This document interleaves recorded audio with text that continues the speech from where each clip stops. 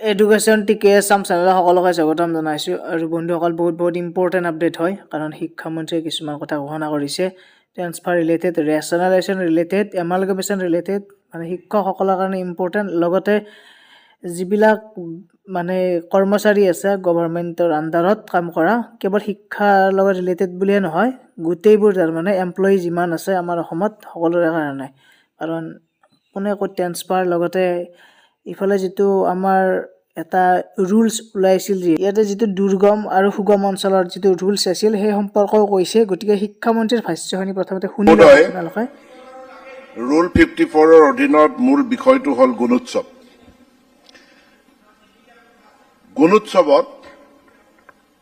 গুণোৎসৱত পাঠদান কৰা নহয় গুণোৎসৱ হ'ল এক পৰীক্ষা Please don't interrupt. Don't interrupt. Apunar ki badu reply diya ase montriye. Please, honorable member. No, ito record on na jabo. Na, record on na jabo. Na, apnar reply lage na lage. Na, jodi reply na lage next item on. Na, reply jodi na lage next item I honorable member. Apuni jodi proshno jane uttoru jane tenahole proshno tu uthapon koriboi na lage. Proshno tu jetia uthapon korise muk kotha kita koar hujug tu diok. তো গুণোৎসৱত আমি external ইভালুৱেটৰ লিয়াইশ্যন officer nodal officer এইখিনি নিযুক্তি দিয়াৰ উপৰিও invigilator বা নিৰীক্ষকৰ নিযুক্তি দিয়া হয় আৰু এই নিৰীক্ষক বিদ্যালয়ৰ শিক্ষকসকলক দিয়া নহয় একোটা ক্লাষ্টাৰ কৰি শিক্ষকসকলক সাফল কৰা হয় অৰ্থাৎ এই স্কুলৰ শিক্ষক বি স্কুলত ইনভিজিলেটৰ হিচাপে যায় বি স্কুলৰ শিক্ষক অন্য কোনোবা লটাৰী যোগে য'ত পৰে তাতে যায় এই সাফলিংখিনি কৰাৰ কাৰণে ডাটাবেছটো আমি সিস্টেমৰ পৰা লওঁ ডাটাবেছটো লওঁতে তাতে 4জন চকীদাৰৰ নামো ডাটাবেছত আহি গ'ল আহি যোৱাৰ কাৰণে এটো মেচিনে ৰিসাফল কৰিলে তেওঁলোকৰ ডিউটি ওলালে তত মুহূৰ্ততে কথাটো ধৰা পৰিল আৰু ধৰা পৰি এটো সুধৰণিও কৰা হ'ল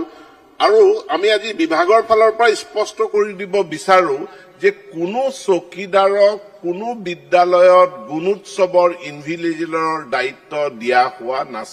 হোৱা নাই তালিকা এখন ওলাইছিল হেতু ৰং ডাটাবেছৰ পৰা ৰং তথ্য আহাৰ কাৰণে ওলাইছিল আৰু সেই তথ্য আমি লগে লগে সুধৰণি আমি কৰি পেলাইছো প্লিজ দ্বিতীয়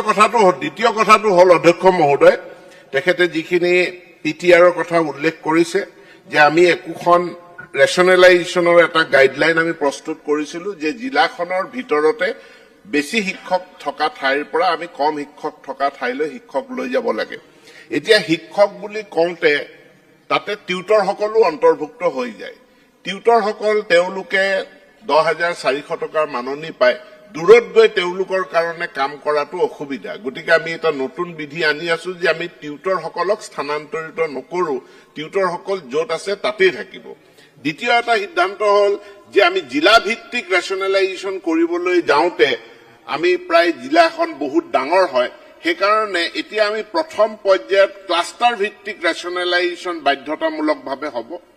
ক্লাষ্টাৰ ভিত্তিক ৰেচনেলাইজেশ্যনৰ জৰিয়তে ক্লাষ্টাৰটোৰ সকলো বিদ্যালয়ৰ পিটিআৰ সমস্যা যদি সমাধান নহয় তেতিয়া আমি ব্লক লেভেল ৰেচনেলাইজেশ্যনলৈ যাম যদি ব্লকৰ ভিতৰত সমাধান নহয় তেতিয়া হলেহে ডিস্ট্ৰিক্ট লেভেলত যাম নহলে ডিস্ট্ৰিক্টৰ নামত মানুহে দুৰ্গম অঞ্চলৰ পৰা সুগম অঞ্চললৈ ওলাই অহাৰ এটা সুযোগ বিচাৰে আৰু সুগম অঞ্চলত যিসকল শিক্ষক নিয়োজিত হৈ আছে তেওঁলোকে আন কোনো দুৰ্গম অঞ্চলত যাব নিবিচাৰে ইতিমধ্যে মাননীয় মুখ্যমন্ত্ৰী ডাঙৰীয়াই ঘোষণা কৰি থৈছে আমি সোনকালে এক বিধি আনিম যাতে সকলো শিক্ষক কৰ্মচাৰীৰ কাৰণে তেওঁলোকৰ চাকৰি কালত এটা নিৰ্দিষ্ট সময় তেওঁলোকে দুৰ্গম অঞ্চলতো সেৱা আগবঢ়াব লাগিব যাতে চৰ অঞ্চলৰ নিচিনা পাৰ্বত্য অঞ্চলৰ নিচিনা আমাৰ দুৰ্গম অঞ্চলবিলাক এই সেৱাৰ পৰা তেওঁলোক যাতে বঞ্চিত নহয় তাৰ কাৰণে আমি নিৰ্দিষ্টভাৱে আমি ব্যৱস্থা গ্ৰহণ কৰিম পুনৰবাৰ মই সদনক জনাও যে গুণোৎসৱৰ সময়ত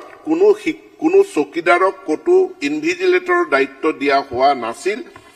ডাটাবেছৰ ভুলৰ কাৰণে 4জন চকীদাৰৰ নাম ইনভিজিলেটৰৰ তালিকাত ওলাইছিল আৰু হেতু তৎকালে শুধৰণি কৰা হয় ধন্যবাদ এতিয়া স্পেশাল মেনশন যিখিনি আছে সেইখিনিক ট্ৰান্সফাৰ দিয়া নহয় বুলি শিক্ষামন্ত্ৰীয়ে স্পষ্টকৈ কৈ দিছে গতিকে এইখিনি আছিল আজিৰ আপডেট কিবা আকৌ নতুন আপডেট আহিলে আপোনালোকক জনাম বাৰু চেনেলটো ছাবস্ক্ৰাইব কৰি বেল আইকনটো প্ৰেছ কৰি ৰাখক ধন্যবাদ থেংক ইউ